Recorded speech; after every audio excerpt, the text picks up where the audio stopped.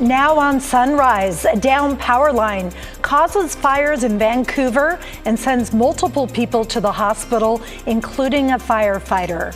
Plus, a search for Bigfoot turns deadly in Skamania County. What happened in the Gifford-Pinchot National Forest? Your news starts now.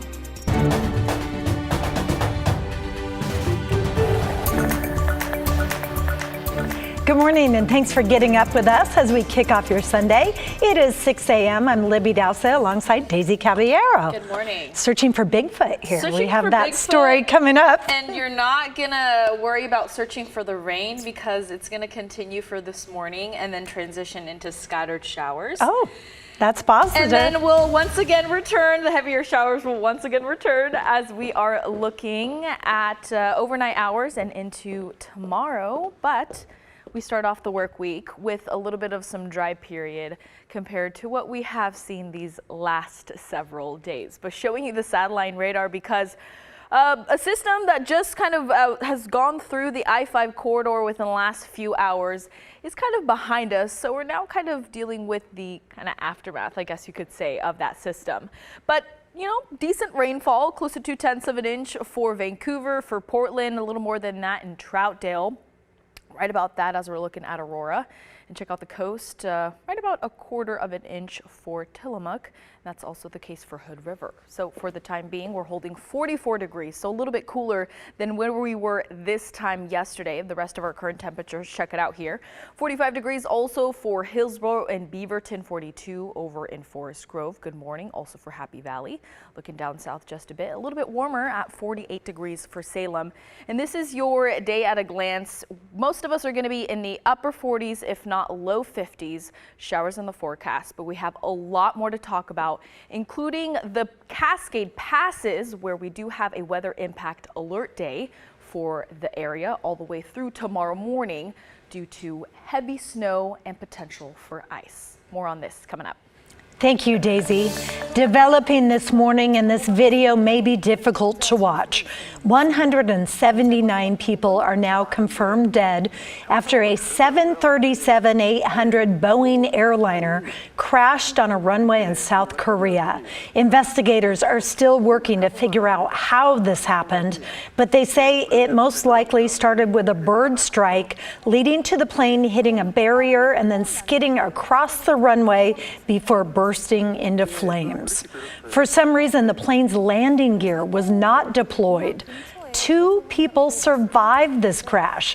They were both crew members working in the tail section. The plane was arriving in South Korea after taking off from Thailand. Back in our region, 2 young sisters are safe this morning. Their father, that is, under arrest. This after a Washington Amber Alert case ended here in Portland. The alert was requested by the Olympia Police Department after they say a 1-year-old and a 4-year-old were taken by 24-year-old Andrew Momakidi.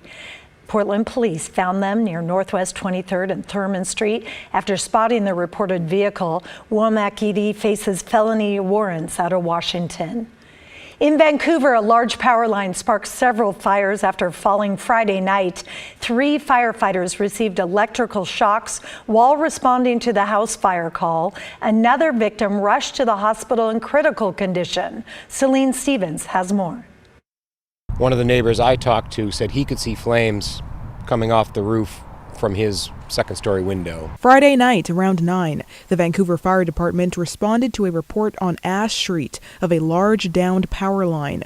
That power line causing fires in the neighborhood. There were several spot fires in front of the house where the line had touched the ground and energized the ground around it. There were a couple of houses that were involved, a couple of lots, because the line was draping across several different types of things like trees and in the RV. One neighbor says he feels for the family that owns one of the homes. They bought the house a few years ago. They put a bunch of money into it. They renovated it. And, this it's kind of a freak thing for them.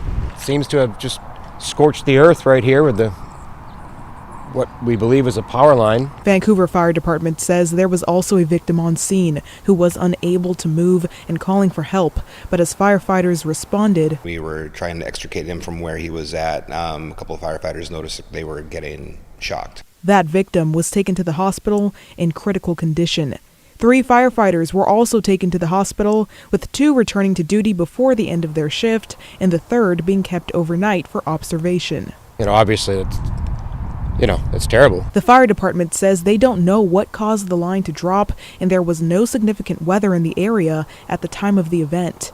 A neighbor expressed his concern over what could have caused the accident. If the power lines are more likely to fail due to a lack of maintenance or getting old, I would like to see the neighborhood get checked under the presumption that most power lines in the area are probably of similar age. Celine Stevens, KGW News. Crews shut down power to the entire neighborhood to focus on that fire, and the fire department does not have an estimate for when power will be restored. In Hillsborough, an investigation underway after fire forced a family out of their home Saturday morning. Firefighters responded to Southeast 30th and Cypress just after 6 a.m. Multiple callers reported seeing heavy flames and smoke coming from the house. By the time crews got there, the family had evacuated, but all their pets were still inside. Crews rescued a total of 8 animals with no injuries reported. No word yet on the cause of the fire. 2 Portland men have been found dead after they went missing while searching for Bigfoot in eastern Skamania County. The family of the victims reached out early Christmas after the men never returned home as planned on Christmas Eve. The family said the 2 men were searching for Sasquatch after a 3-day search involving more than 60 volunteer search and rescue members. The victims' bodies were found in a heavily wooded area at the Gifford-Pinchot National Forest. Their cause of death is believed to be exposure. Police officers say they know it's a matter of when, not if, they face an active shooter in their career. This week, several agencies came together to train for the worst of possibilities. Joe Ranieri takes us to Glencoe High School in Hillsborough. 802, 1817, and 5801. You've been ADL'd for possible shooter. This will be at Glencoe High School. The halls of Glencoe High School were turned into a training ground Monday as a parade of deputies with Washington County prepared for an active shooter. We've been doing active threat training for over 20 years here in Washington County, and there has definitely been a shift as the types of attacks change. Lieutenant John Crescelius with the Washington County Sheriff's Office says Monday's exercise was all about training and tactics. We have about 50 role players, and it's extremely important for the police and firefighter students that are going through to have to assess what's going on. Law enforcement respond even when threats turn out to be hoaxes. KGW investigators found those situations have been on the rise. Records from the Oregon Department of Education show over the last 3 years, there's been a jump in student discipline for threats of violence made on schools. And according to the FBI, there's been an increase in actual active shooter events across the country. They've increased a little bit in the post-2020 era, I guess. The last number that I saw, I think there was 53 active threat events last year in the United States. They also take lessons learned from other situations we've seen unfold from across the country, like in Uvalde, Texas in May of 2022. What we need to do is pull the lessons learned out of that. And I believe strongly that a situation like Uvalde could not happen here. And know what they learned here today. The biggest key is to rapidly respond, to intervene. Could help save lives for when this real-life training turns into a real-life emergency. And there will be another training at Glencoe High School tomorrow, where even more deputies and officers will be able to get that training. Public works crews in West Salem have been busy this weekend as they repair 2 water main breaks. One water main broke Thursday afternoon near Bowden Lane and Trent Avenue. They redirected the wastewater flow to an adjacent sewer main, but then that failed Friday morning. Salem crews fixed one main Friday night. People in West Salem have been asked to reduce water usage while repairs continue, which are expected to wrap up later this morning. If you are ready to dispose of your Christmas tree, we have a good spot for you. In Forest Grove, the local FFA chapter kicked off its annual holiday fundraising event. The group is picking up Christmas trees to be recycled. They can either be dropped off or scheduled for pickup. This event is designed to benefit students as well as the community. It's definitely helping with customer relations, just kind of talking with people, interacting with people, going out and really getting involved in our community, getting the name of FFA out and around other people so that they kind of realize the impact that we're having and how we're here to serve.